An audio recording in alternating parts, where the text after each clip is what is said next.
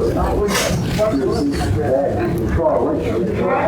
evening. I'd like to welcome you all to the meeting program of the Barren County Historical Society, and remind myself and others that Barren County Historical Society exists to enrich and engage the communities of Barren County through the preservation and the dissemination of our unique history. And we have some very unique history tonight, thanks to Tommy Jackson.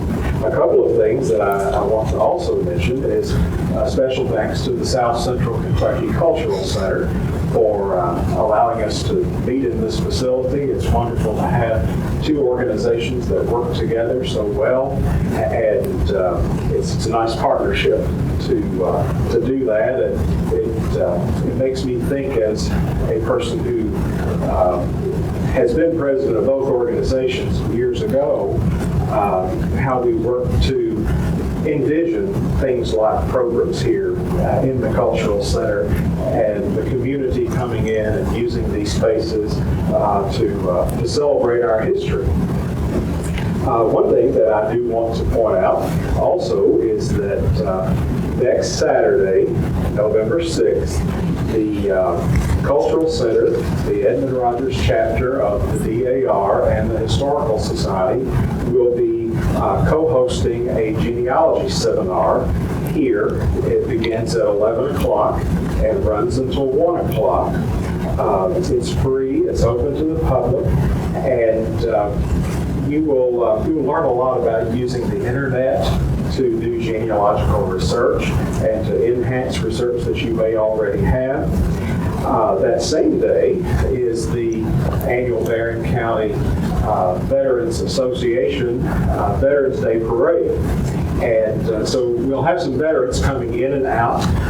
And because of COVID, things are a little bit different with that observance this year.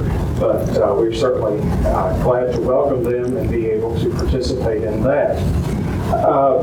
We are a membership organization, and if you are interested in becoming a member of the Barren County Historical Society, there are some forms on the back table. There are also some in the lobby on the information table, and we would welcome you as a member. Our dues are a meter, $20 a year, and we do have a publication that you would receive, and of course you're welcome to meetings anytime. So with that said, I think everybody here probably knows Tommy Jackson as a local banker and a community volunteer. I can't begin to imagine all the different things that he has been involved in Glasgow and Barren County. And in his retirement, he has devoted enormous energy to various research projects, and we're going to hear about one of those today. So I want to get to the program. Thank you, Tommy. We're glad to have you here. Thank you. Good evening. Thank all of you for being here tonight. So we're going to present something I think a lot of you will know about or have heard about them, but there's a lot of things that I have found out that were real exciting, and it's been a pleasure to research and find out about a lot of these folks from Barren County, journalists. So thank you all. I want to thank Katie and her group here, Katie Reese, and for assisting me, and Sandy. Where is Sandy? She's not in here now. She's out front, but she's helped me quite a bit, so I want to thank her, Sandy Claywell. And then the Historical Society, thank you all for having me. And there's my wife, Barbara, so she's put up with me for about a year researching and finding things, and sometimes I wonder if she's going to stay with me, Mitchell. But anyway, I thank her for helping. A few years ago, I asked Sam to come and speak to our Kiwanis Club and to speak on the subject of 6 or 7 or 8 people from Barren County that everyone should know or know something about him. Well, he came and he said, well, Tommy, I started looking and said I had to stop at 50 people in Barren County that people need to know about. And so I think I found 15 tonight that hopefully people would enjoy hearing about and what they've done. We've been blessed with a lot of different people from Barren County that's done well and not only locally, statewide, but nationally also. And let me mention some of these. As I mention them, I want to compare the journalists that I'm going to talk about, but military, of course, everyone knows General Russ Daugherty, General Joseph Lewis back in the Civil War era, and don't want to forget our Medal of Honor winner, Richard Bush. And so those are three there. From the medical field, Dr. Howard, Dr. Weldon, they were well known and in statewide. In education, we had Nettie Depp and Helen Russell, who all did well. Elected officials, Governor Nunn, Mayor Twyman, Bess Howard. So those are some names that stands out. And then in the musical field, Billy Vaughn and Beatty Adair. And a lot of people don't know about Beatty Adair. Hopefully sometime we can share that. But anyway, those are some people that have stood out in their professions.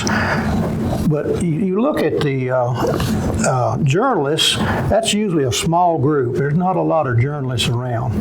But I've come up with 15 that's done extraordinarily well in their professional career. And so we're going to share those tonight.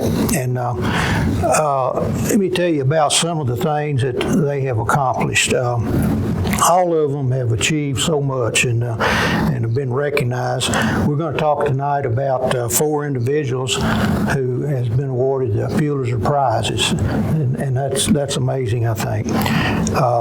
8 of the 15 are in the Kentucky Journalism Hall of Fame, and the only county in the state that has more is Jefferson, so that's quite an accomplishment. Any basketball fans here? So we've got a lot of basketball fans in Kentucky, but there's 3 outstanding broadcasters that stands out. 2 of them are from Barren County, 2 of the 3. And so we're going to talk about those 2 tonight. And then and looking back over the internet and trying to find out some of these people, there's all kinds of polls out there, Mitchell, that you can find. I keep looking for one with my name in it, but I don't find it. But anyway, I look back for the top 100 journalists for the last 100 years, and I found several of those surveys. But there was 3 from Barren County that was in various surveys in the top 100 journalists nationwide. That was Arthur Kroc, Julian Goodman, and Diane Sawyer. So those are 3 that stands out that we'll talk about. And then the last thing is sort of amazing to me. Since President Teddy Roosevelt, we've had 2 natives of Barren County that's had direct contact with 19 of the last 20 presidents.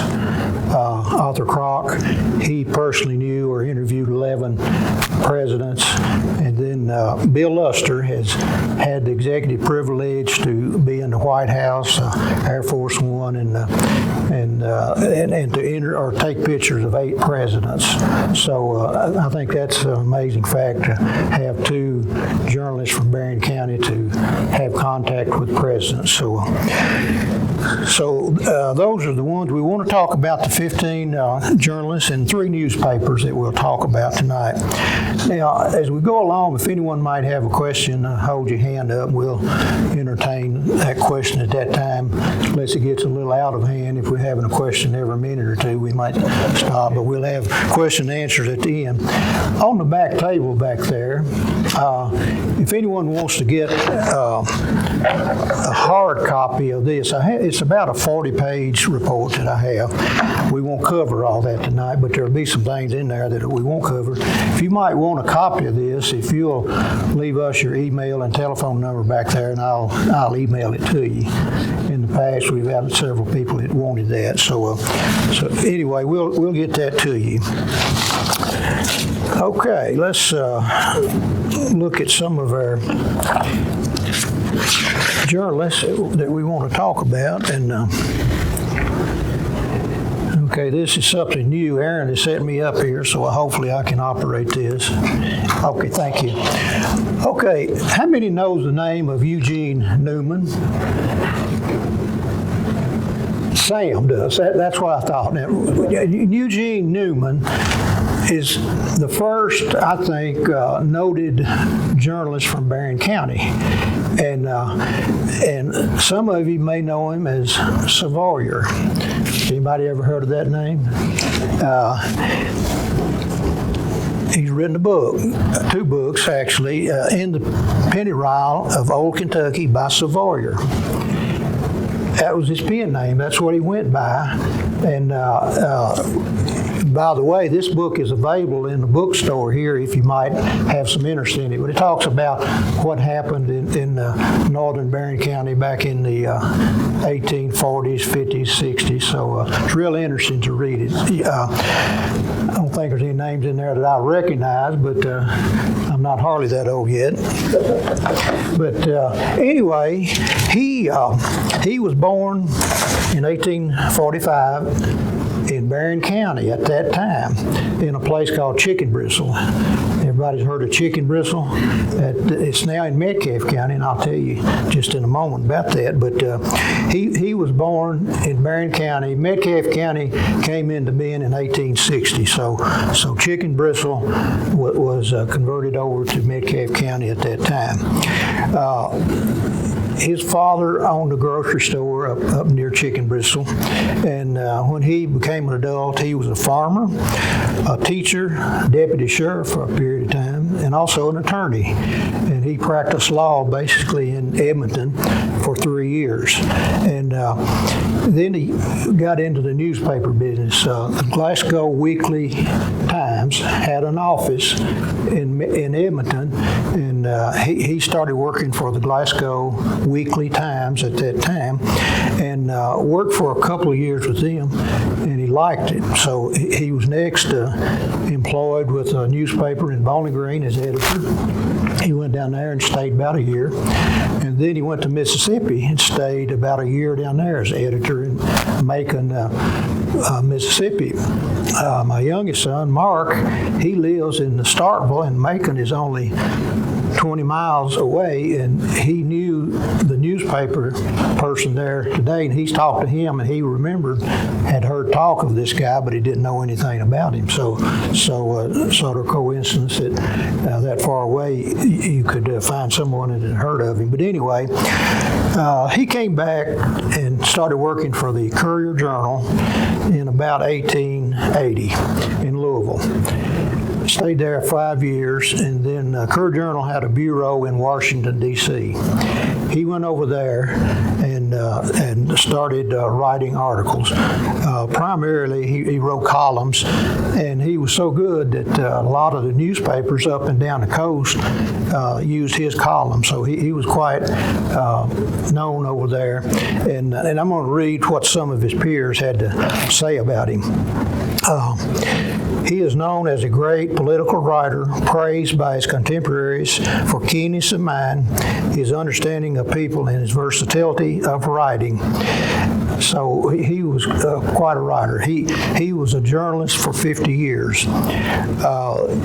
He came back and died real quickly, and he's buried in the family cemetery over to Edmonton. Now, Chicken Bristle was his home until 1885. He was such a popular gentleman and had done well, so the name of the town was changed to Savoyer in his honor.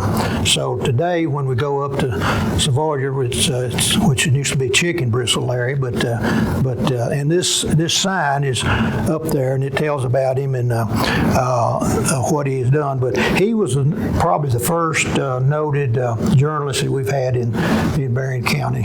So, and I just found out about about him through an article I think Mitchell had in his column that he writes on the webpage now. So that was something that I'm glad to find out about. Okay, the next one, everybody knows Diane Sawyer, hopefully, and we can claim her. She was born here. Didn't spend a lot of time here. I've heard of two different phases of why she was born here and how that came in. Most of the story is that she was here, her father and mother were here visiting Mr. and Mrs. Sawyer, who lived here in Glasgow, her grandmother and granddad. And mother went into labor and was born at T.J. Sampson Hospital. That's a story I've always heard. I read an article today where it said that she was born here and lived here for a while and then moved to Louisville. I've never heard that before today. So most people that knew it, Fred Smith's wife, E.G., that's the way you pronounce it? E.G. She was an aunt of Diane's, and then Judge Cass Walden's wife, Jessie, was also an aunt.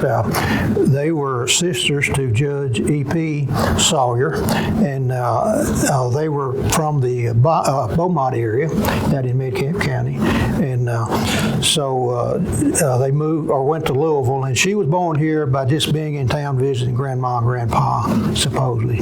So we still claim her, though, so she's part of us, even though she didn't spend a lot of time here.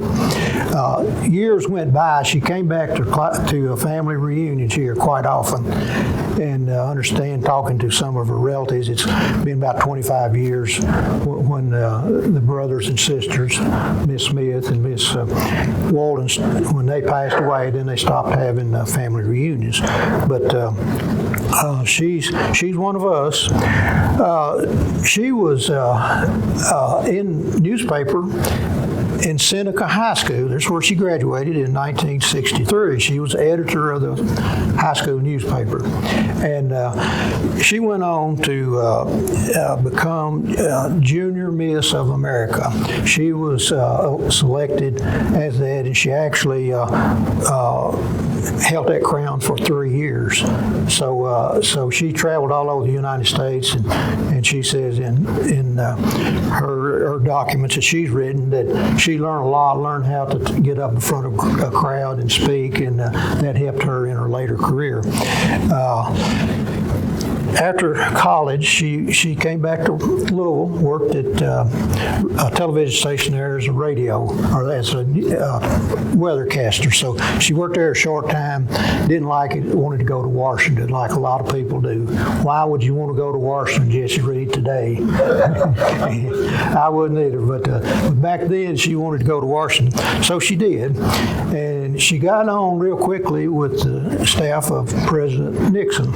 And she moved up rapidly and became an assistant to him real quickly. Of course, we know what happened to President Nixon. And after he resigned, he went home to California and was going to write his memoirs, and asked Diane to go with him to help writing the book, and she did. She went out there and spent some time out there helping write R.N., the memoirs of Richard Nixon. During that episode of Watergate, you older folks remember the Watergate situation, and they named someone Deep Throat. Someone was providing confidential information to Mr. Woodward, who was writing these articles. And for a long time, they thought she was a person who was providing this confidential information to the news media. But it was later, she denied it, and it was later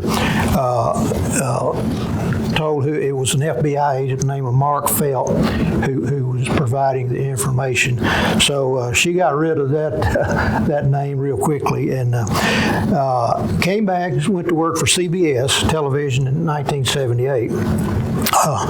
She moved up the ladder rapidly. She started out with Morning with Charles Carrault, CBS Morning News, 60 Minutes. So she was there. Then she left, and after about 10 years, went over to ABC. And she, again, moved up the ladder quickly, started out as Primetime Live, 2020, Good Morning America, Primetime Thursday. These were all promotions up the ladder. And then finally the ABC World Evening News as the lead person there, and she was there for several years. After stepping down there, she did many documentaries and interviewed a lot of world leaders, and she's still active today. She's received a tremendous amount of honors in her career. She's in the Television Hall of Fame. She's received 2 Emmy Awards, Walter Cronkite Award for Excellence in Journalism, Peabody Award, and annually is recognized as one of the world's top 100 powerful women. She was inducted into the Kentucky Journalists Hall of Fame in 1993. The latest thing I could find on her income in 2008, her income was $12 million a year. David, I think I could get by on that, I believe. But anyway, so that was the latest information I had on her. So she probably got a nice savings account. But anyway, she married in 1988 actor-producer Mike Nichols, who was several years older than her, maybe 15 years. But he passed away a few years ago. Some of her friends that she had before Mike, she dated New Jersey Senator Bill Bradley. Everyone remembers him. Diplomat Henry Richard Holbrook. He was someone there that I forgot whose administration he was in. And then actor Warren Beatty. So she chose some good fellas to run around with. But Diane, she's done well in her career and still does. Of course, she is now 75 years old and still active. So one of us. So, okay, anyone know Van Vance? Van is still living, by the way. He's 86 years old, still lives across the river in Indiana. And but Van was a broadcast journalist. He's one of the 2 basketball announcers from Barren County that's in the top 3 in the state of Kentucky. He graduated from Park City in 1952. Outstanding baseball and basketball player. He was known as Hawkeye, shooting long distance shots, not the 3-pointers at that time, but I've talked to people that saw him play and said he could hit a 20-footer as easy as a layup, said he was that good. He started working, Henry, you may know this, in 1950. He was a sophomore, started doing announcing on WKAY as a sophomore, loved radio and had a great voice. And so in 1950, he started there. He went to Western Kentucky his freshman year to play basketball for the legendary Ed Diddle. He was that good to play at Western. Got down there and he was on the team, and but they didn't have a communications school there, so he transferred to the University of Kentucky and dropped basketball. Now, I don't know whether he's good enough to play for Adolph or not, but I find nowhere where he played basketball later. But he went to UK, graduated there, and out of college, he started working over at Louisville, WHAS, which was probably the biggest station in the state at that time, Henry, I guess. But he started working there and in different areas in the sports department, but he went out and called some games, high school games, and reported on those. And then in 1967, He started calling remember the American Basketball Association? It was short-lived, about 8 years, but he started calling games for the Kentucky Colonels. He was the voice of the Colonels, they called him. He was very good. He was recognized by everyone in the ABA as the #1 announcer and had more knowledge of the players than anyone else. So he was #1 in the American Basketball Association. And he was there until they closed in 1976.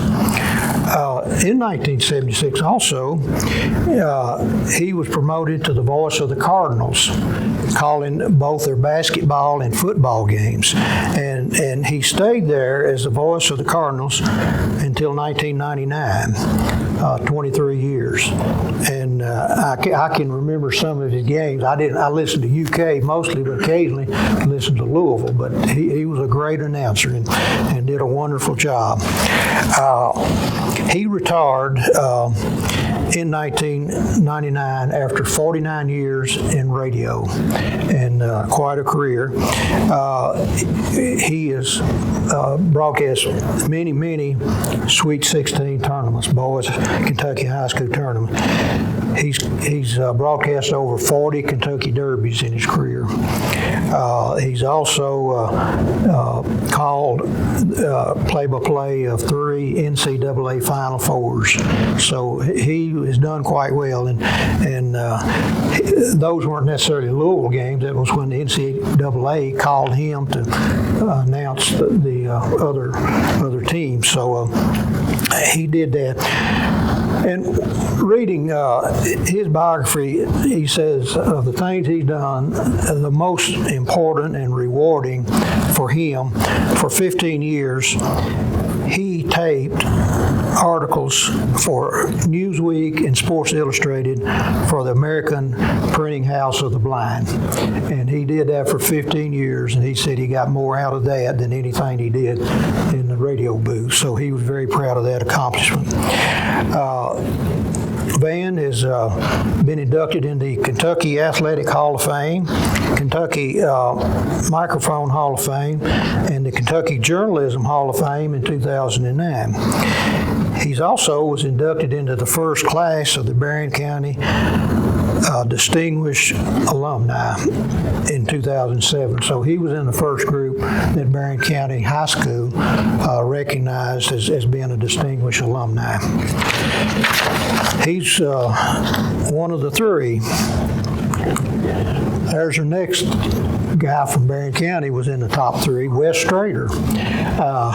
Another hometown boy. He graduated out at Heisel, multi-talented athlete out there. He graduated in '55. He also worked for WKAY. So a lot of these 2 gentlemen got started at WKAY, Henry. So he started there, went to Western, and again, Western didn't have the classes that he wanted, and after a couple of years, he transferred to Kentucky also, where they had a radio communications department, so that he could get into the radio and learn more about it.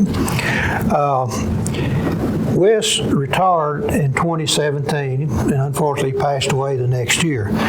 He had 62 years of radio announcing, and he has worked in stations in Glasgow, Frankfurt, Lexington, and Bowling Green.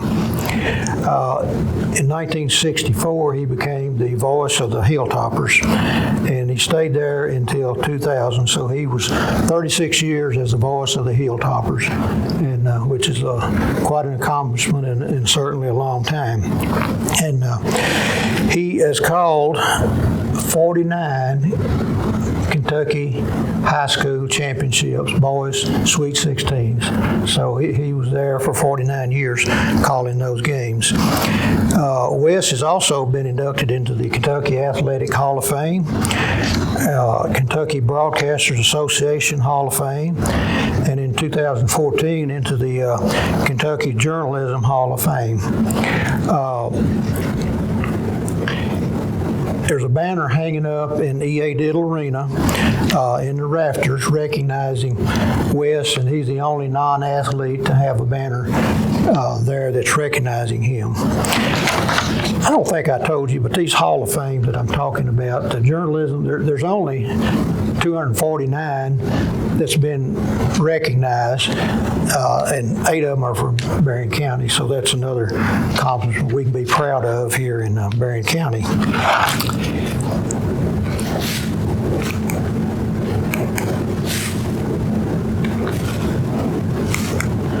Okay, Ronnie Ellis, everyone remembers Ronnie, and I'm going to give Jesse Reed Brown. Jesse, wave at everyone. I think everyone knows you, but Jesse Reed, you're into what, about your 60th year? This is 59. 59? Yeah. Okay, 59 years of teaching in Glasgow High School. And Mr. Talicki, I guess you had him, didn't you? I did. Yeah. Well, of these 15 people that I'm going to talk about tonight, Jesse Reed has had 7 of them in his class. So, Jesse Reed, we can, yeah, we can pat you on the back and tell everyone you got them started. So, but anyway, that's quite an accomplishment, Jesse Reed, and thank you for your, thank you. Ronnie Ellis, journalist, born here in Glasgow. And he's a graduate of Western Kentucky School of Journalism. He began his career with the WKU newspaper, College Heights Herald. Some of you WKU graduates remember that. I don't think they have that anymore. But anyway, in 1970, he started working for them. And his career spanned 48 years as a journalist. 8 of those were with the United Way, and he wrote articles for United Way, but he spent 48 years basically in journalism. And he wrote articles, worked for the Edmonson County News, the Gleamer at Henderson, and the Glasgow Daily Times. His last 16 years was with the Community Newspaper Holdings, which was several newspapers over the state, small newspapers that didn't have a writer, perhaps, and covered politics and state government. And he okay, here he is in the legislature, overlooking what was going on, some type of bill being passed. But he loved politics, for those of you who knew him. And he appeared frequently on the KET, statewide public television, on the program Comments on Kentucky. And he was an analyst during the elections. He would be there and describing what was going on, trends in the voting records and so forth.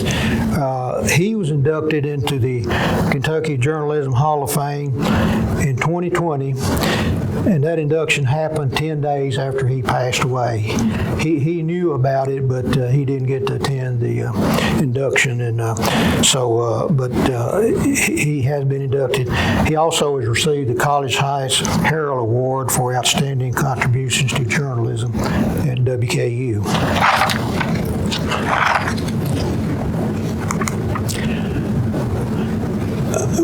Most of you remember Mary Ann Lyons, maybe not Mary Ann Gerst, but Mary Ann Lyons graduated from Western, and she's a photojournalist, and she went to WKU and began working part-time for the Glasgow Daily Times during her school year. She also worked, after graduating, she worked for the National Banner, Kansas City Star, the Providence Journal, and eventually the Courier Journal. She worked for the Daily Times from 1980 to 85. Then in 85, she began her career with the Courier Journal, which spanned 35 years. And she just recently retired. during her first 20 years, she was a photographer. And then the last 15 years, she edited the other photographers' work. She would approve what they did, and so she was more or less a supervisor at that time. And during her tenure there, while she was there, she said she covered every Kentucky Derby, photographing the celebrities. And probably, I remember seeing the Courier-Journal after the day, Sunday after the Derby, they used to have a lot of pictures in there, and I remember seeing her name on many of those celebrities that they were showing. And she also covered University of Kentucky and Louisville Cardinals basketball and football. She would go to those games and take pictures, action pictures, and then also she's covered both the boys and the girls Sweet 16.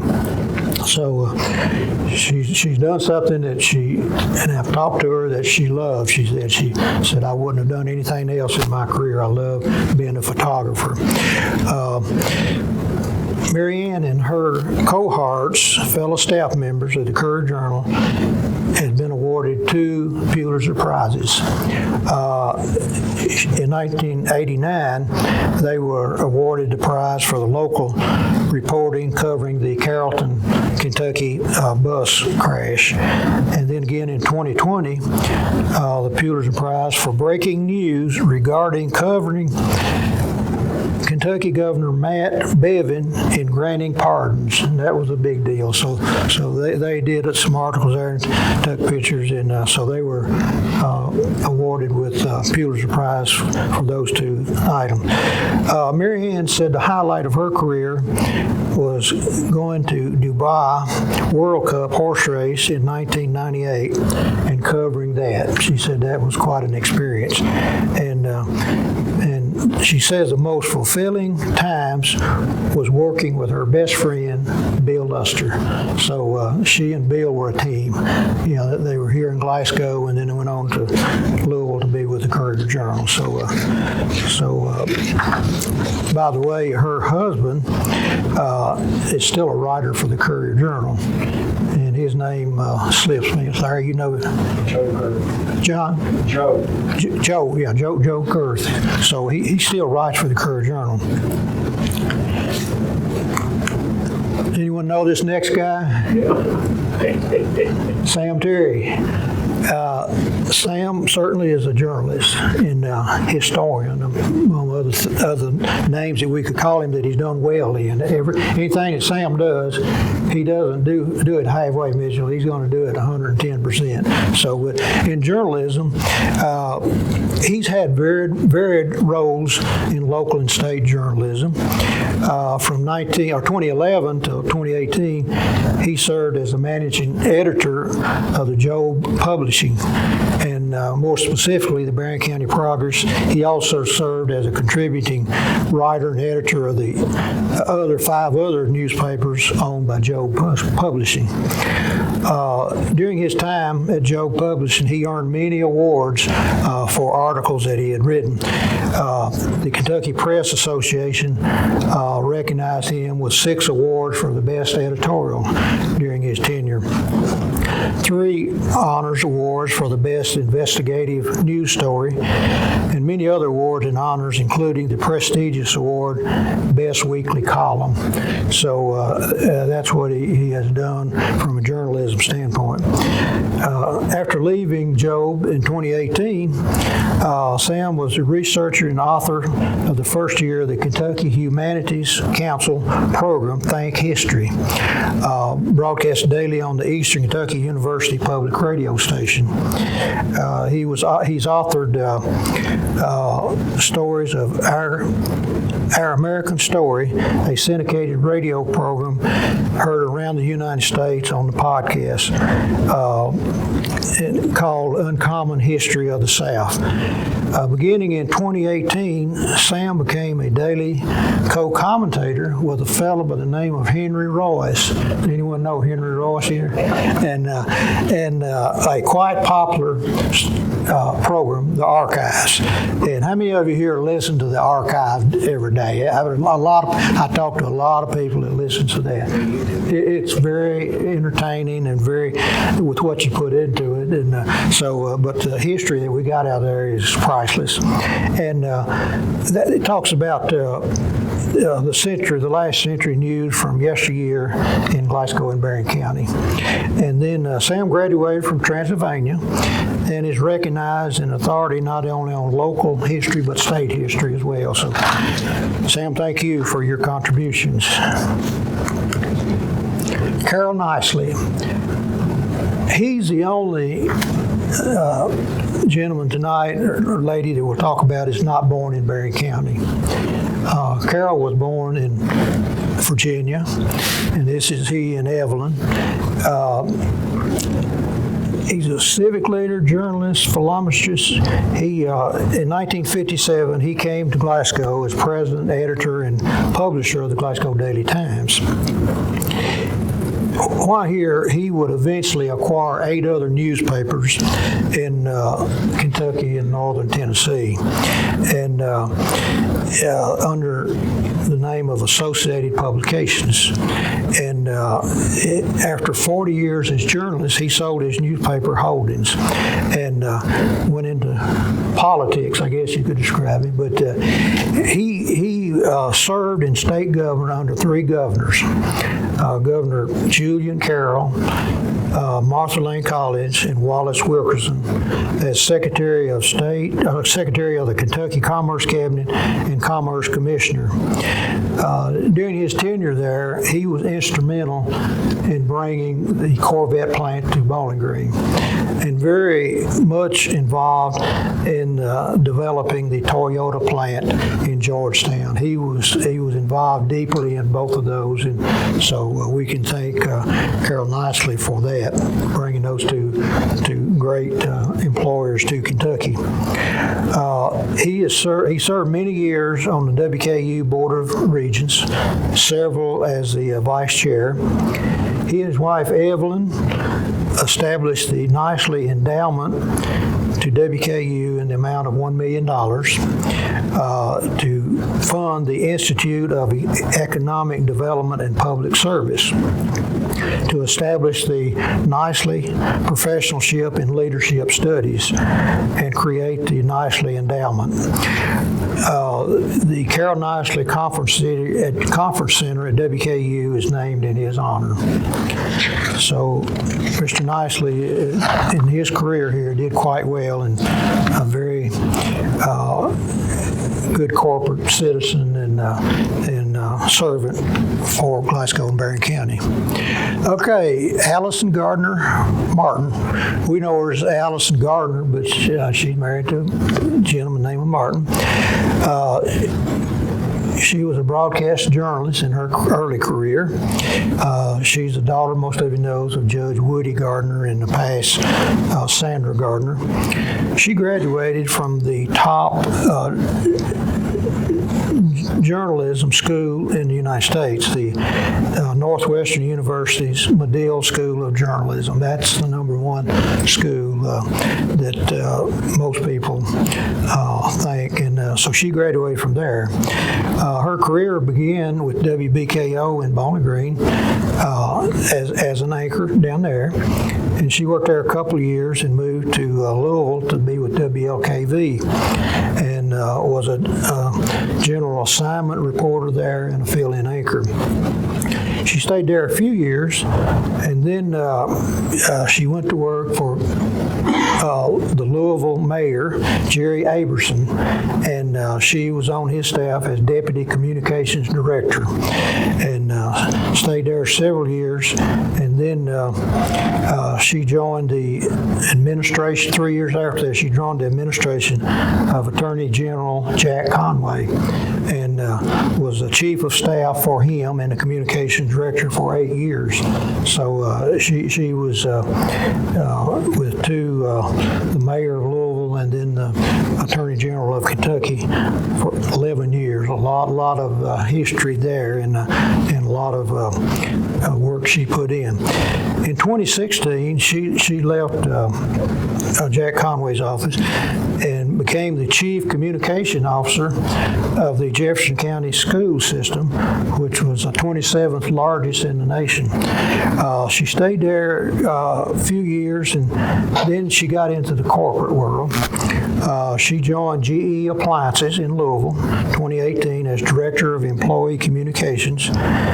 In 2019, 1 year later, she was promoted to a very high position of Senior Director of Corporate Citizenship and Digital Communications, coordinating all of the company's corporate giving and digital communications platform. So that's quite a job that she has, and so we glad to have known Allison, and she's done quite well in the corporate world. So.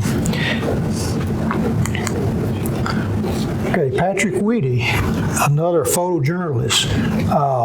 Patrick, remember Hack Whitty Service Center, and on the bypass. Patrick, I believe, is the youngest child of them. I think they had 7 or 8 children, Henry. 7, I believe, but he was the youngest. He went to WKU, and during his time there, made a tremendous name for himself. 1 year, he was awarded nationwide Photographer of the Year, all over the United States of all the colleges, and he received that recognition. After school, he did freelance work for the Chicago Tribune, National Geographic, and the Arizona Republic. In 2004, he went to work for the New York Times as the international picture editor, and I'll talk about that here in a moment, what he did there. In 2010, he joined the staff of Time magazine as international picture editor. 2014, he was moving up. He became director of photography for Wired, an American monthly magazine.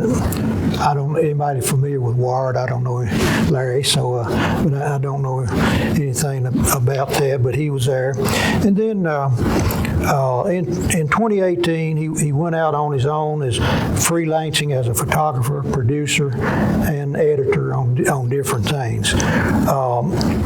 He was he did during his career. He's worked for the of course New York Times. He's done work for Time magazine, Newsweek, the New York Times, Sports Illustrated, Vanity Fair, Stern, and the Atlantic Monthly. So he's covered a lot of ground in his career.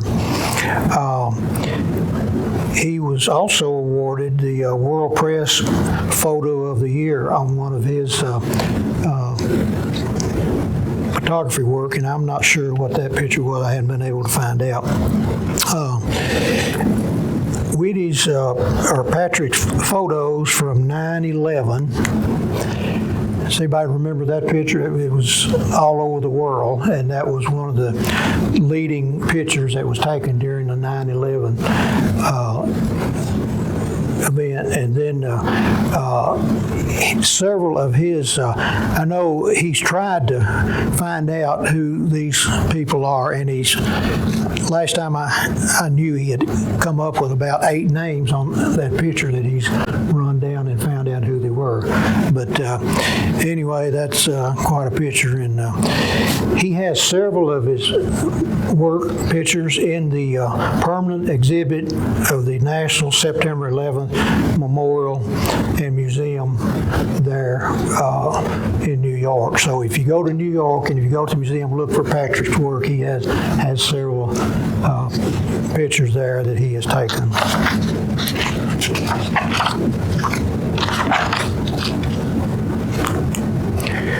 Another local that we're very proud of, Bill Goodman. Bill Bill is a broadcast journalist and son of Henry and Eleanor. Everyone remembers Henry. And he graduated eventually from WKU, and I'll tell a little story about that. But and also he graduated father degree from Spalding University. He began his journalism career at the age of 8-year-old.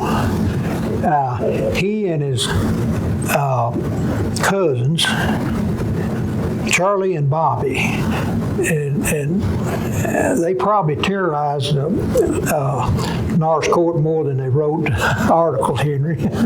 But the three of them, when they were 8-year-old, all of them are the same age, they went around the neighborhood, gathered news from everyone in Norris Court, and wrote an article, a one-page article on it, and they would deliver it to the porch each Saturday morning. Now, I don't know whether they got paid or not. He didn't say, but they did that for several years, he said, and so I guess that got him started in journalism.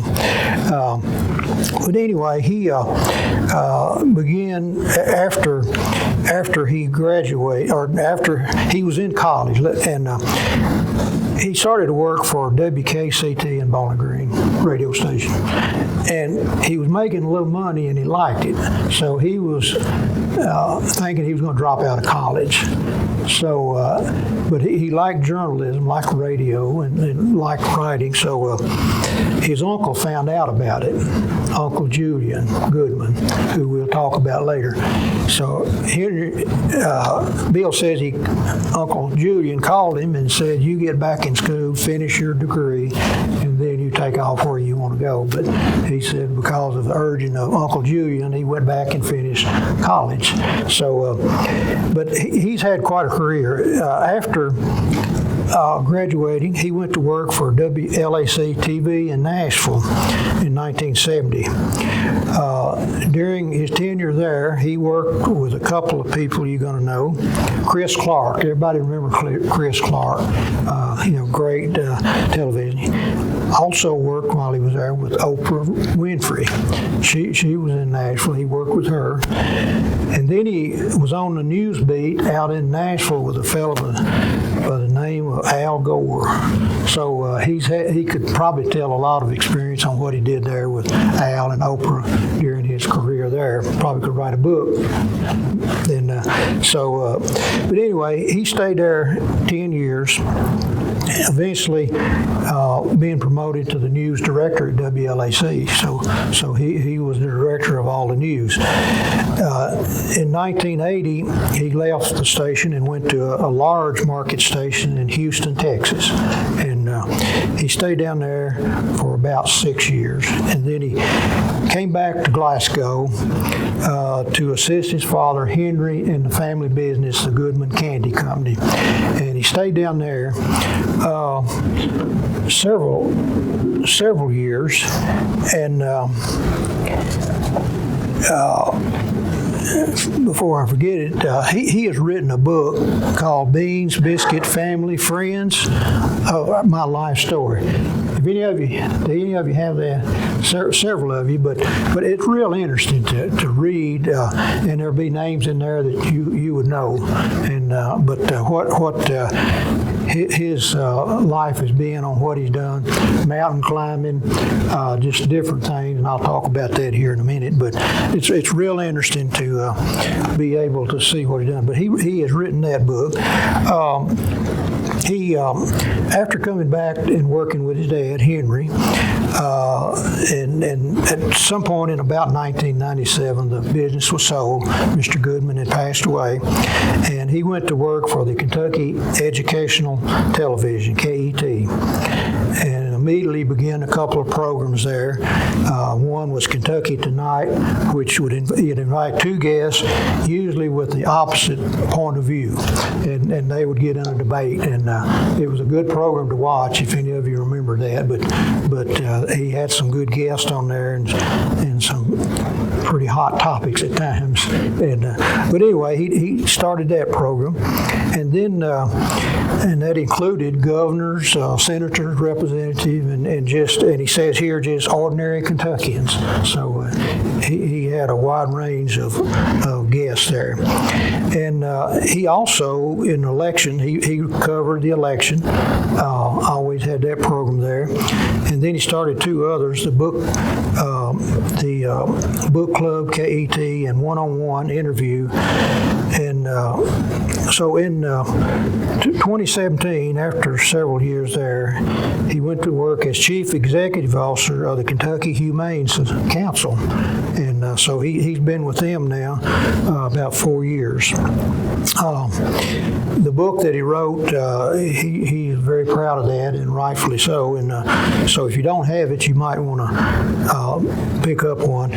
He's an avid mountain climber in his early days. Bill today is 75 years old, and so he tells me he quit climbing mountains many years ago. But he and some of his cousins and different ones, Judge Benny Dixon was in on that.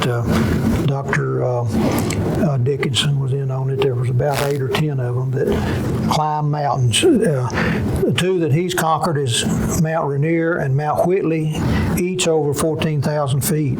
So they were going to another large one. It was higher than that, and he backed out on them. He said he's climbed all the mountains he wanted to, and they went ahead. I forgot which one, but it was quite a bit higher than what these two. And but he said it was great in doing that. He's attended many fancy farm picnics, and in 2019 he emceed the fancy farm picnic. I think it had settled down by then, Mitchell. I think. So he went in when it was pretty smooth, I think. But anyway, that event's been going on for 140 plus years now. And Bill has received an Emmy Award for his show. And he also is in the Kentucky Journalism Hall of Fame and also the Kentucky Microphone Hall of Fame. So Bill has done quite well in his career. Okay, here's a name many of you may not recognize. Rick Ward. Does any of you recognize that name? There's 3 or 4 here. Okay. Rick Ward is hidden treasure, I guess, on what he's done, and no one really knows a lot about him. He graduated from Barren, or from Glasgow. Jesse Reed, you had him, I think. And he was quite a musician in high school.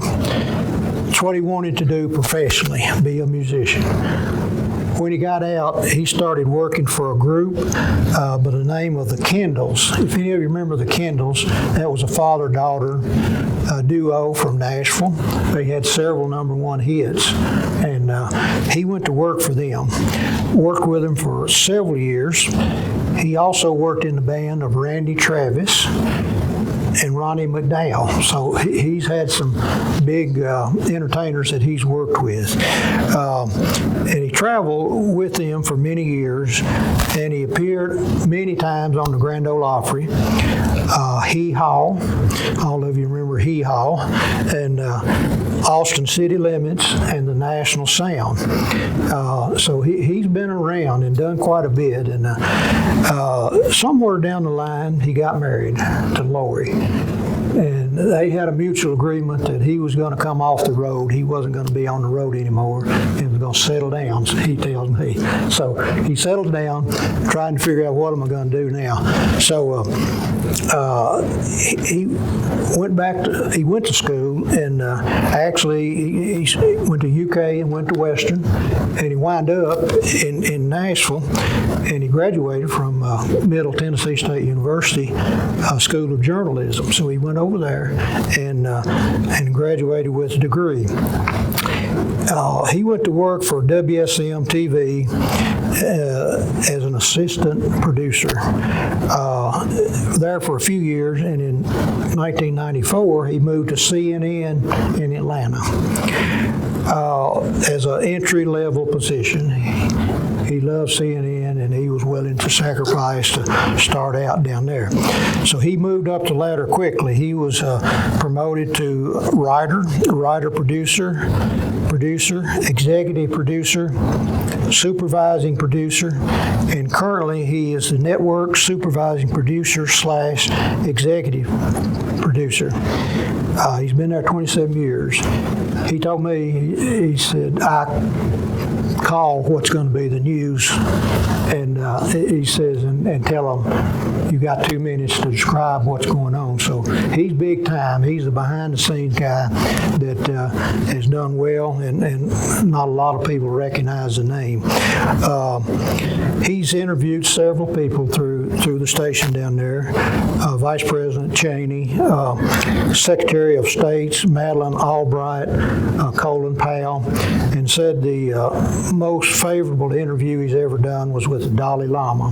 He said that was a very interesting interview, and he really cherishes that interview. He and his team members have been awarded very many awards, Emmys, several Emmys, Peabody Awards, about 10 of those during his career, DuPont Awards. He's been awarded those. His first taste of journalism was as a 10-year-old. Working or writing stories and doing news items and commercials for radio station WKAY with his best friend, Henry Royce. They lived down the street from each other, so they sort of were cohorts in crime, I guess. But Rick, he talked fondly of Henry. So he got his start as a young man there over on Leslie Avenue, I guess, and working for WKAY. Did you pay him well? Oh, it was the opportunity to get to do it. Give him a Coca-Cola occasionally. Huh? His grandfather was on WKAY for years, Brother Walter Ward. Yeah. So we started hanging out there, sneaking in the radio station because his granddaddy was preaching. Yep. Yeah, he had sermons, and I remember him. And then his stepfather, Les Daniels, was with WKAY for many years, and so there's a lot of connections there with WKAY. But Rick is someone very few people know about him, but he's done very well in his career. Bill Luster.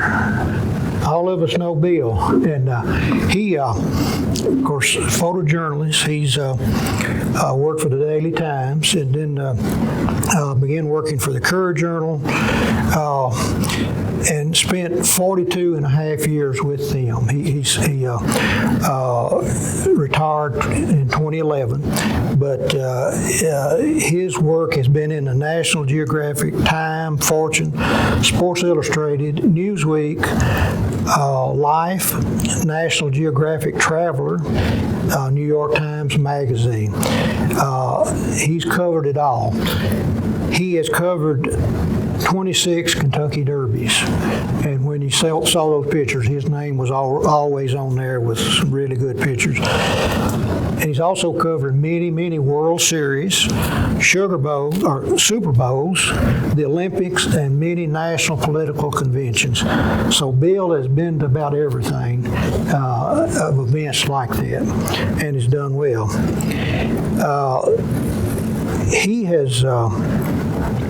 He had special access to the presidents of the United States to take pictures in the White House, in the Oval Office, and on Air Force One. He flew with many of them. And, local people don't know that, but he did that. And he was with President Johnson, Nixon, Ford, Carter, Reagan, George H.W., Clinton, and Obama.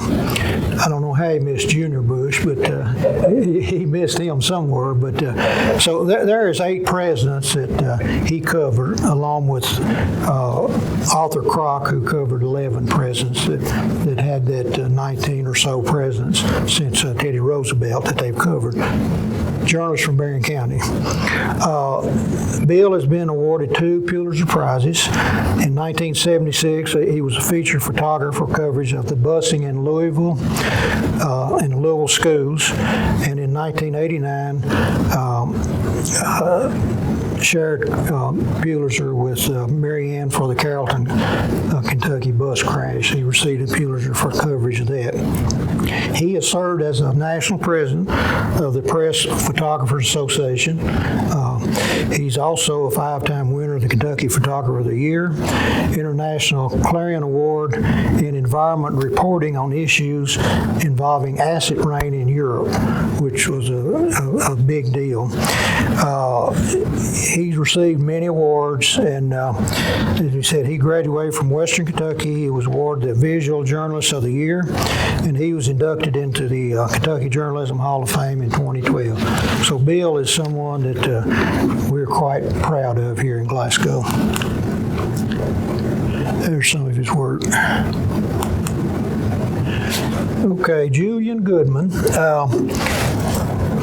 Julian, of course, I mentioned Bill Goodman. That's his uncle, and a television executive.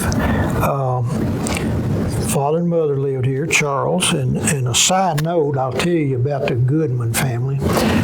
Many of you may know this story, but the Goodmans came from Fountain Run. And there was back 4 or 5 generations, a fellow down there was their director's grandfather, Jacob. Who knows what I'm going to tell here about Jacob Goodman? Jacob had 32 kids. Now, how would you like to feed that group, or have them over for Christmas? But anyway, out of that family came some unbelievable people who did great in the world. You had Julian. D. Downing is a cousin. He's done president of WKU. His brother Joe may be the most popular of all of them. He was a famous artist who lived in France. And then many of them have gone on to be attorneys. Charlie, Bobby here locally. And then you had Goodman Candy Company, Goodman Oldsmobile Cadillac, and just goes on and on of the heirs that came out of Jacob Goodman. But anyway, that was a side note. Julian started working for the Glasgow Daily Times for $3 a week, quite a salary. And he worked there, and then in 1946, when he got out of the Army, he went to work for NBC Television. And he worked his way up. He was a strong advocate of freedom of the press and testified many times in Congress over freedom of the press. And he retired in 1979 as chairman of the board of NBC. Prior to that, he was president. He worked for NBC for 33 years. And in 1966, he was promoted to president at the age of 43, the youngest person at that time to ever be president of a major news outlet. He called his father to tell him of the good news early in the morning. His father said, "Well, that's great, but I can't talk to you." He said, "You call me back tonight and tell me what you got to tell me." And so his father, how many of you remember Court Day or Mule Day? Now, Jesse Reed remembers it. My brother Terry remembers it. The rest of you don't remember Mule Day. David, you heard your dad talk about it, I'm sure. But anyway, it started out as Court Day here in Barren County. And back in the 1840s, I've seen pictures of Court Day on the square, and there'd be hundreds and hundreds of people up there. That would be Court Day on one of the Mondays, second Monday, I believe. They'd come to town to hear what was going on. What came out of that was a mule day where they traded mules, horses, old dogs, guns, a brother and I, we used to go with our granddad up there occasionally. It was right up the hollow here where behind the post office, between those tobacco warehouses. You go up there and they'd be leading old hound dogs in there with a grass string to trade or sell, and there would be hundreds and hundreds of people up there. And that went on to in the early 1970s probably. It was over with. But anyway, Julian's dad said, son, I've got to get to Mule Day. I'm running late, and I've got to get on up there and see what's going on. So Julian had to call him back at night to tell him he had been appointed president of NBC Television. So that's what his daddy thought of it, I guess. But anyway, he went on to do great things. He was produced the second debate ever done between Nixon and Kennedy. He also, during the 1956 convention, he hired two fellows by the name of Chet Huntley and David Brinkley. He was responsible for hiring them. They went on to become the Huntley-Brinkley Report, Night News, for many, many years, probably the leading news reporters of their days. And so he was involved in hiring them. He negotiated the first $1 million contract in television. Does anyone remember who that was? Johnny Carson. So he negotiated that salary, first $1 million person in TV, and he did that. He was very instrumental in starting the popular news magazine formats. All the news stations did them, but he was instrumental in starting those. After his retirement, he sat on many boards: Gulf Oil, McDonnell Douglas Aircraft, RCA Corporation, and Garnet Incorporated. So he was very popular in sitting on boards. He's received many, many awards, and George Foster Peabody Award, International Radio and Television Gold Medal Award, National Association of Broadcasters Distinguished Service Awards. It goes on and on, a lot of them. He was the first class inducted into the Kentucky Journalism Hall of Fame, 1981. His papers have been donated to Vanderbilt University and the Gene and Alexander Hurd Library. So he's done quite well for himself, and someone that we're proud of here in Barren County. Okay, Arthur Kroc is the last individual I'm going to talk about, and we wind it down. Many people don't know the name Arthur Kroc. Usually, when you talk about people from Barren County who have done well, usually there's four names that pops up: General Daugherty, Billy Vaughn, Julian Goodman, Diane Sawyer. Those are the four that's usually here. I don't think there's any doubt, any question, Arthur Kroc belongs in that group with him on what he's done and accomplished. He is just someone in his time. He was recognized as the #1 journalist in the nation for 30 years. And he was born here in Glasgow. He was actually born in a house on the square. His grandfather, Emmanuel and Henrietta Morris was his grandfather and grandmother. His mother was Caroline and Father Joseph Kroc, who lived in Chicago. He was born here, and during that time, childbirth, his mother went blind, and so they went back to Chicago. So Emmanuel and Henrietta raised Arthur. He was born on the square. They have their store building, which still has a Morris name, up above the doors down on the square, and their house was about up near where the Christian church is. That house burned when he was about 2 years old, so they moved out to East Main Street and bought the house out there where recently, a few years ago, the Barren County Board of Education was there. It's a house that Joel Cheek lived in. Many of you know Joel Cheek, who started the Maxwell House Coffee. So there was two individuals that lived there. It was just amazing, and both of them lived in the same house, Joel Cheek and Arthur Crock. He went out there. When he was about 6 years old, his mother had surgery and she regained her eyesight. So he moved to Chicago at that time. But he came back here during the summers. And he's written several books, but one I share, myself when young, growing up in the 1890s. It's about Glasgow and Barren County. So many names in here you'd recognize, the Lessonberries and just on and on, the Straters that he was friends with. But that's a real interesting book. The library has one. I think there's one here, I believe, and this is mine if anyone would like to read it sometime. But it's real interesting on what went on here in the 1890s in Glasgow. But so he went to college and had to drop out because he didn't have the funding to pay for it.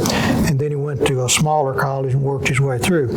But he started working for the Louisville Herald in Louisville, eventually the Courier Journal, Louisville Times. But he worked up there. He had when he retired, he had over 60 years in his career as a journalist. In 1927, he was hired by the New York Times and started working for them in the Washington, D.C. Bureau. He was described as the dean of the Washington Newsman. He had enormous power and influence over the movers and shakers in Washington, including the presidents. A lot of the presidents would call him for advice or comments on what was going on in the community. And he was described as the most influential journalist of his time. So he's someone that people recognize. He had relationships with very many presidents, 11 of them who he covered, and went to the White House to interview them. Early in his career in the 1930s, he met a fellow from Massachusetts, powerful and wealthy, by the name of Joseph Kennedy. And of course, Joseph was the father of John, Bobby, and Ted. So Kennedy recognized how much influence Kroc had. And he became, according to him, an intimate of the family, helping them out and doing different things. And Joseph's goal was to be president. But after testing the waters, he saw that he was never going to be president because he was a Catholic. There hadn't been a Catholic elected as president. So he backed off of that and started working on getting his sons involved in the political world. He used Kroc. Kennedy wrote a lot of editorials for different papers, and he'd have Kroc to write them for him. So Kroc would write the stories, and then Kennedy would send them to the newspaper, and then Kroc would answer by critiquing them. He was critiquing his own work. So that was going on, and but anyway, the Kennedys were pretty, well, I'm going to say shrewd, but they were trying to go around the horn to get to where they wanted to go, I guess. But anyway, as John became a young man and in college, he wrote a couple of books, and the first one was Why England Slept. This was during the World War II. And Arthur Crock helped write that book. And he actually changed the name. John had titled it some other name, and Arthur Crock said, no, let's use Why England Slept. So he did, and it was printed as a book. In 1953, John Kennedy stated, I would rather win a Pulitzer Prize than be president. And he did both. So he won a Pulitzer Prize. And again, explain on what happened here. He wrote Profiles in Courage, which identified 8 senators from the United States on what they had done in Congress, and it was published. The Kennedy family speechwriter Ted Sorensen admitted many years later that he was a ghostwriter. He basically wrote that book. John Kennedy had very little to do with it. And he acknowledged he was paid $100,000 to assist in doing that. The book didn't qualify for a Pulitzer in 1951. Henry Crock, or Arthur Crock, sat on the board of the Pulitzer Prize, who recognized and voted on him. So Kennedy pulls Crock aside and said, we need to get this book on the list to look at. Well, lo and behold, he won the Pulitzer for that book. And many years later, a lot of people looked at it, Profiles in Courage, and many people agreed it was not a Pulitzer Prize condition or belonged as a Pulitzer Prize. But Henry Crock, he helped do that. Joseph or Ted Sorensen basically wrote the book, and and he won the Pulitzer. In October 3rd, 1963, Arthur Crock in the New York Times wrote a column called The Intra-Administration War in Vietnam. He quoted a high-ranking official in the White House. Never did name a name, but many thought it was President Kennedy. And here's what that person, if it was President Kennedy, said. The CIA's growth was likened to a malignancy when the very high official was not even sure the White House could control any longer. If the United States ever experiences an attempted coup to overturn the government, it will come from the CIA and not from the Pentagon. The agency represents a tremendous power and is totally unaccountable to anyone. So he wrote that on October the 3rd. November the 22nd, 1963, Kennedy was assassinated. So there's some thought on if President Kennedy was the fellow in the White House who told Crock this, was he trying to tell someone something at that time? Of course, everyone has been blamed for the assassination, the CIA, LBJ, the Cuban government, and everyone. So, but someone at least said the CIA could be involved in overthrowing the government. Mr. Crock has won 4 Pulitzer Prizes or citations, the most of any journalist in the history of the Pulitzer Prize. He received the 1935 Pulitzer for excellence in describing Franklin D. Roosevelt's New Deal. Again, in 1938, another interview with President Franklin D. Roosevelt. In 1951, he had an interview with President Harry Truman. He probably would have won that, but he sat on the board, and they wouldn't allow the board to recognize anyone. And I think I've read that they didn't award a Pulitzer for that category in 1951, but they did recognize him and gave him a special special award for that. So that was his third one. In 1955, he received a special citation for distinguished corresponding honoring the quality of his work from Washington. So he's received 4 Pulitzer Prizes. He published his column in the Nation for 32 years. He's authored 5 books since he retired, this being one of them. He's received many rewards and recognition. He's received the highest civilian award, the Presidential Medal of Freedom. And back in those days, they only awarded 4 or 5 a year. Now then, they're awarding 20 and 30 and 40 a year. So, but he received his award when it had more meaning, I think. He's received 6 honorary doctorate degrees from Princeton University, University of Kentucky, Louisville, Center College, Hamilton College, and Northwestern University. Been recognized by 3 foreign countries, France, Poland, and Norway. He was inducted into the Kentucky Journalism Hall of Fame in 1983. He wrote approximately 8,500 columns during his career. His papers were donated to the Seeley Mudd Manuscript Library at Princeton University. So he's quite a Barren County, and quite honored to call him from Barren County. Quickly, let me recognize our newspaper industry.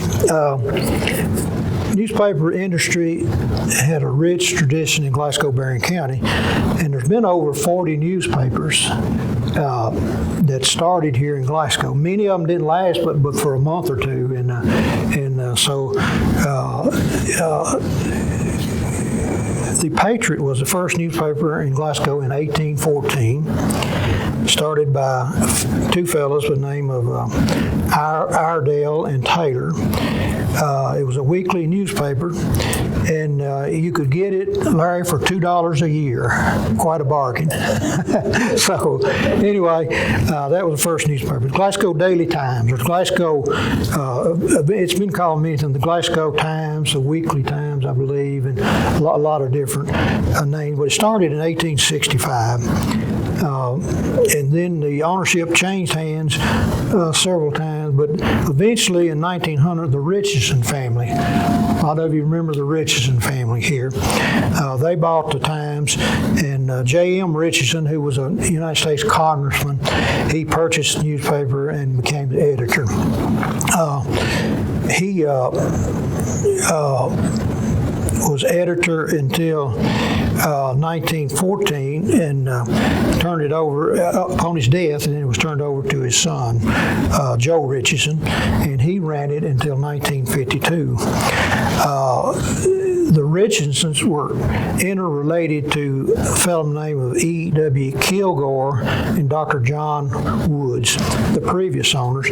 So in the family, this newspaper operated for over 85 years, and with extended family. The newspaper was sold in 1953 and became part of the Waynesboro Publishing Corporation of Virginia, headed up by Carol Nicely. And they purchased it. There were several members of the family that was involved there in the Nicely family, but it changed hands several times, and then eventually it was purchased by CHN, owned it for several years, and as we all know, it closed in 2020. The Glasgow Daily Times had operated for over 154 years continuously upon closing in 2020. Glasgow Daily Times has had many outstanding journalists. You had the Richardsons, the Niceleys. We've talked about Bill Luster, Mary Ann Lyons Girth, Patrick Whitty. They all worked there, along with Julian Goodman. He worked there. Bill Luster, again, and then Ronnie Ellis also worked there. So there's been many I've talked about tonight has worked there. some recent journalists that we know that I'll comment about briefly. Joel Wilson, everybody remember Joel? Joel worked there for 50 years. Lena Gray Wilson, Connie Pickett. Joel served as managing editor, and he was involved in the community in many different things. And Glasgow Daily Times was his child. He loved the Times. Connie Pickett, she was there for over 30 years. She was basically a writer, primarily covering the court beat.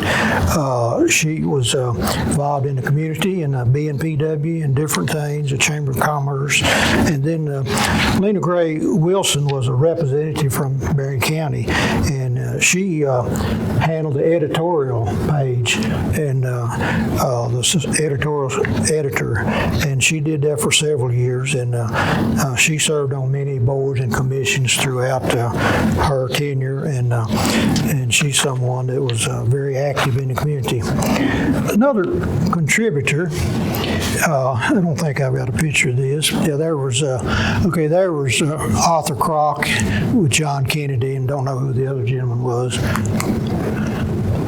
And there he is again with Bobby, I believe.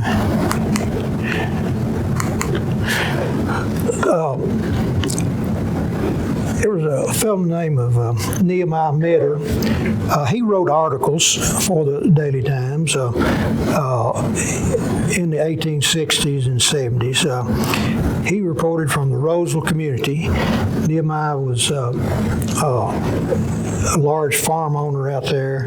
He was a longtime church clerk of Mount Pleasant Baptist Church, and he was also the overseer of the Roseville School, who handled the teachers. And so he was someone that was active in the community. He reared 18 children, and he died in 1881. And Nehemiah was Terry and my great-great-great-grandfather.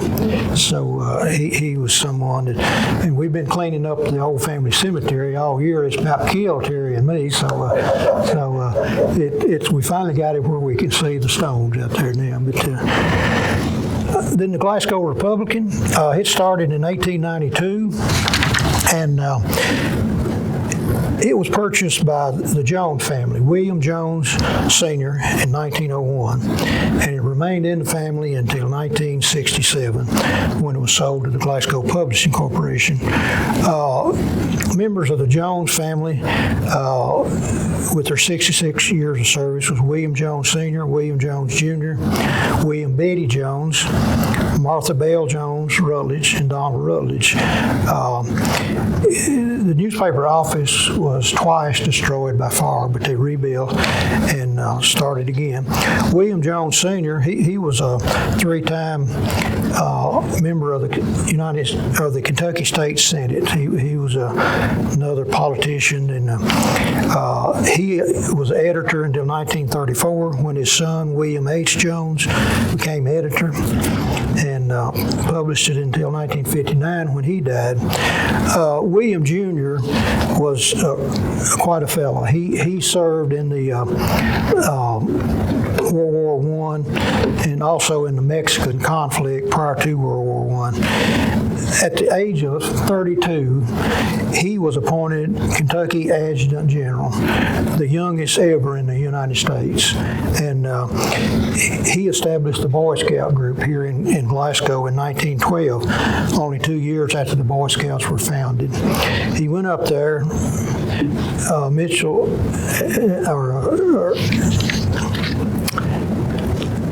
Sam, pardon me, it's getting late. Sam has shared this with me. He went to Louisville, Mr. Jones did, to get a pair of boots. The Boy Scouts were giving away boots, as I recall. If you join, and if you started a chapter, you could get a free pair of boots. Yeah, so he went up there to join and start a chapter in Glasgow just for the boots. And so he came back, but it mushroomed, and we've had many Boy Scouts that came through because because of hymns. But anyway, quite a story there with him. And then later, Frances Baston, she served as editor for 30 years, Glasgow Republican, and she had interviewed and received many awards. She'd interviewed, of course, Governor Louis and First Lady Beulah Nunn, Governor at that time, and Mrs. Ronald Reagan, President and Mrs. Richard Nixon, First Lady Phyllis George Brown, and Martha Wilkerson, and then Governor Martha Lane College. She had interviewed all of those people, and she wrote many columns, not only for the Republican, but later for the Daily Times. And the paper closed in 1997 after 105 years of newspaper. And then the last one, Barren County Progress, originally Cave City Progress. 1935, the Emery family from Beaver Dam came to Cave City. They owned many newspapers in western Kentucky, and they opened the Cave City Progress to serve Cave City, Mufferville, and Horse Cave. In 1947, Aubrey and Dorothy Wilson took over management of the Progress and later purchased it in 1950 with offices in Cave City. In 1968, the Wilson sold the Progress to Newspapers Incorporated from Shelbyville, and Dorothy remained as editor. They repurchased it back in 1975, and at that time their son A.C. Wilson took over as editor, and they moved to Glasgow and changed the name to the Barren County Progress and expanded coverage in the surrounding areas. 2004, the newspaper was sold to Jeff Job, who also owned several other newspapers in South Central Kentucky. Job Publishing moved the operating headquarters and printing facility to Horse Cave at a later date. That's all I have. Any questions or comments? I've run over a little time that I didn't mean to, but any questions from anyone? If not, thank you all. And I don't think I see anyone who went to sleep. My brother back there one time, I think he nodded a little bit, but he straightened up pretty quickly. So if not, thank you all for coming. I appreciate it, and I hope you've learned something from what I presented tonight on the outstanding Barren County citizens. Thank you.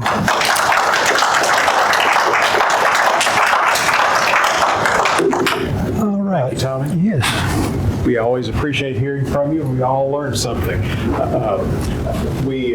This will be probably, other than the November 6th genealogy workshop, our last meeting of 2021, because it normally would fall with Thanksgiving, so that poses a problem, and the same with Christmas. So watch out for information about our January program that will be coming up in 2022. But thank you all for attending.